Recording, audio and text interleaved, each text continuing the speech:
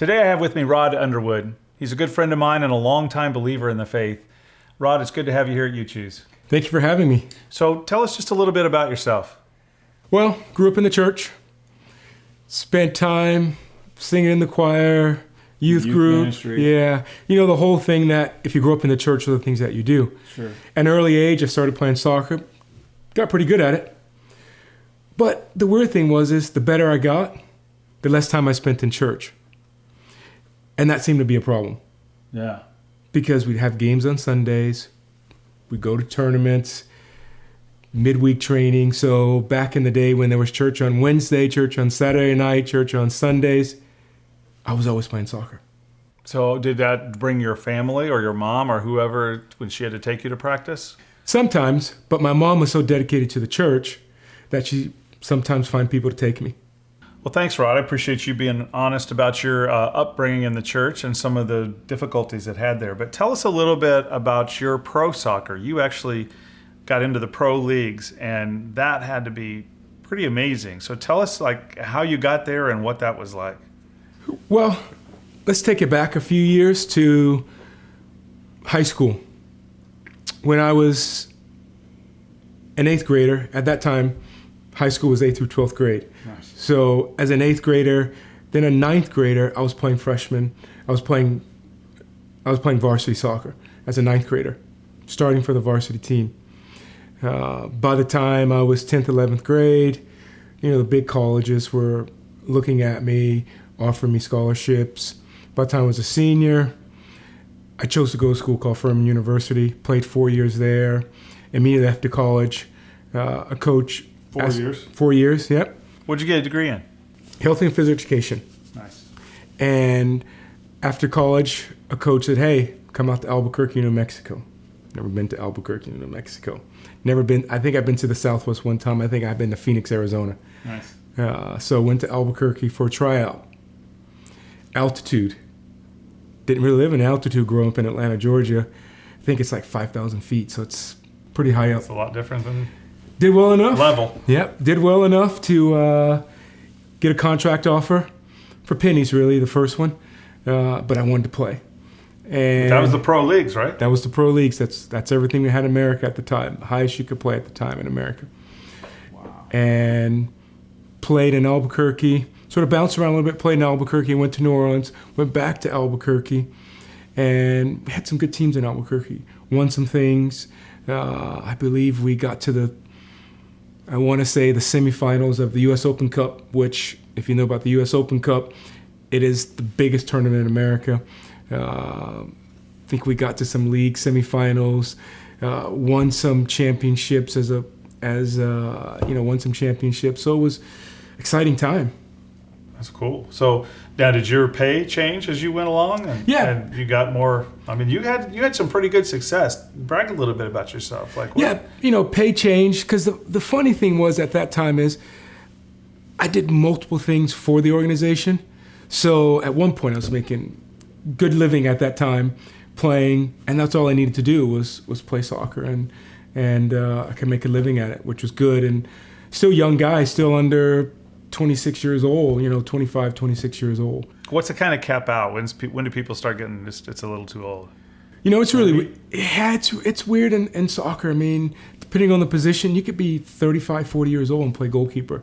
But you could be 28 to 32, depending on what position you play on the field. If you're a midfielder, you run 10 miles a game. If you're a defender, you run a little bit less. If you're a forward, you run a little bit less. So things were going well. You're making good money. You're loving what you're doing, but things didn't turn out the way that you had planned them to turn out. No, not really. I mean, in the sense of, went through some injury-plagued years, especially toward the end, and I knew the body wasn't going to hold up. I enjoyed coaching, so I just immediately transitioned to coaching. And you've been interested in that anyway. Yeah, I've been interested in that, and I was doing on the side, doing some youth coaching with local clubs to see what I really like to do, and the chance came up to actually coach the team that I was playing for. I think I might have taken a year off away from the team and just doing some coaching, and then I transitioned back. I think the owner said, hey, you want to coach the team? I said, sure, I'll coach the team. So I found myself coaching. We had a fantastic first year. We went to, I think we made it to the final 6 or final 8, and didn't do well there, but it sort of springboard for what was to come. And I think a year later we went on, and I think a year later or so we went on and won the championship. So that was a very good time, and so that really springboard my coaching. So for those of us who live in Northern California or in the Sacramento area specifically, the FC Republic now has come into our neighborhood the last few years. And when they moved here, you were a part of the organization. Tell us a little bit about how you got to that position and then moving over here and your role there. Yeah, that was an interesting one. It's a funny one too, because the reality was I was coaching for the Portland Timbers, who are already in the MLS, who are already playing at the highest level. And I was doing everything, working with the first team at one point, doing the academy, working with basically the reserve team at that time, to make it easy to understand, rather. And the general manager says, "Hey, Rod, we're going to partner with Sacramento. You want to go to Sacramento?" I'm like, "No, I don't want to go to Sacramento. Nice. I'm comfortable where we are." And so we leave it. He comes back a little bit later. "You want to go to Sacramento?" "Not really." So I said, "What is the owner thinking?" "Well, the owner really wants you to go to Sacramento." I said, "What does the head coach really think of the first team?" "We really want you to go to Sacramento." So I said, "Well, I guess I'm going to Sacramento." It would be a little disruptive probably to say no. Yeah. So when Sacramento moved here, FC Republic, the very first year, you were number 2 in command, right? There's the head coach, and then where were you at? I was the assistant head coach. So really, in the scheme of things, the head coach ran the show. He's my boss, and I was the next guy. I was the guy that, did everything basically he didn't want to do, and things that he knew I was good at, he gave me the right to do. So realistically, that was a very powerful position in a time of a club that was growing. So it was I enjoyed it. I loved it. You had people that were looking to you for advice. They're looking to you for answers. You got to influence a lot of people. Yeah, and that was the thing. That was the thing that it was really important in the sense of, the other assistants, the auxiliary staff, the trainers, people in the front office. They wanted to know what I knew, and they wanted to be part of that, and also helped me give me more clout, because our coach, Preki, who was, he's one of the best players that have ever played soccer in America, and he gave me a lot of that leeway to do those things, and we developed a good relationship. So he really was a part of giving me that ability to connect with others and lead us some places where if you're with a different team, you don't necessarily get to lead. Yeah, and FC Republic, the very first year, so it's a brand new franchise. It's just moved in. How'd you guys do the first year?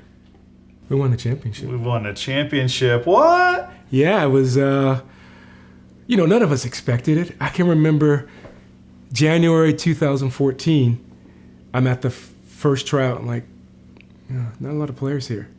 Then we go to the invite trial. I'm like, not a lot of players here. And then we get the schedule, and I see our first game, first weekend. We're playing Chivas USA, and we're playing the LA Galaxy reserve team. First weekend, I'm like, how are we going to do? We went down. I want to say we won one and we tied one, or we tied both. I don't remember exactly. But as long as you take it to LA, that's all that matters. Yeah, exactly. Beat LA. Yeah. Beat LA. So that was a great time. That was definitely a great time.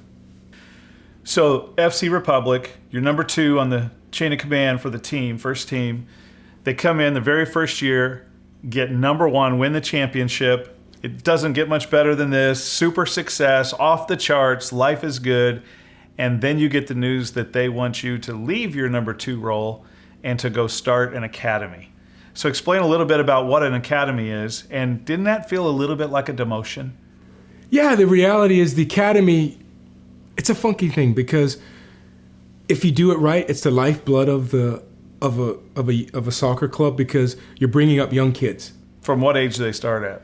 For when we started, we were basically 13 through about 18. 13. And now it goes down even younger. It's now 11 through about 18. Just a few years in. Yeah, just a few years in. So, having that responsibility, it sounds great. It really does. Okay, you're going to be the lifeblood. You're going to be the ones that the coach wants these kids to come through. And you're going to start it. It's all yours. You're the man. Yeah, we had no players, no coaches, no curriculum, nothing. So basically, myself and another guy, we were the forefront of it, developing everything, hiring all the coaches, the medical staff. The referees, the whole deal, man, right? You're part of that whole group of... Yeah, my hands were in absolutely everything that revolved around the academy. You know, it took me nearly 6 months to write the curriculum, basically how we were going to train. And that's the Academy of Training Young Ones. Is that all over the country, or is that just right here? Is that all over the world? Don't you have camps all over the world? You know, as you grow them, you eventually want to branch out. My idea behind the academy was to start it here and then branch out, have in Southern California, have one up in various places around the world, that you would ultimately become an academy that everybody wanted to mimic and everybody wanted to model themselves after. And so that was awesome, dreams of grandeur, and it turned out awesome. But didn't it still feel like a demotion when it happened? Yeah, here's the reality. The reality is you're number 2, you've won a championship, you feel like everything that was asked of you to help the team be successful immediately. And then it worked. It worked. And then they say, we want you to take a step back because we know you're good at this, but we know you're good at doing academies because you've done it before in other places. But you're still going away from what we all want. As a kid, you want to be a professional player. If you want to go into coaching, ultimately you want to coach at the highest level. And you're one step away from that. One step away from that. But you've had an agenda underlying in all of this workplace and the marketplace that you're out there. What's that underlying agenda the whole time? Used a great word, marketplace. And that's really ultimately what I'm called to do. Ultimately what I'm called to do is minister in the marketplace. So my marketplace is soccer. My marketplace are young kids. My marketplace are professional players.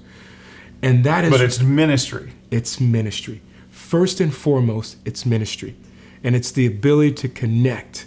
It's the ability to connect, make relationships that ultimately people want to know what you know. People want to know what makes you tick. And what makes me tick is my relationship with God. Well, thank you, Rod. I really appreciate the time that you've taken to talk to my followers here at You Choose. And what I really want you to glean from all of this is that good can come from bad.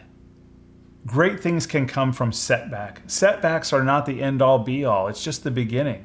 Because everything has to break before it blooms.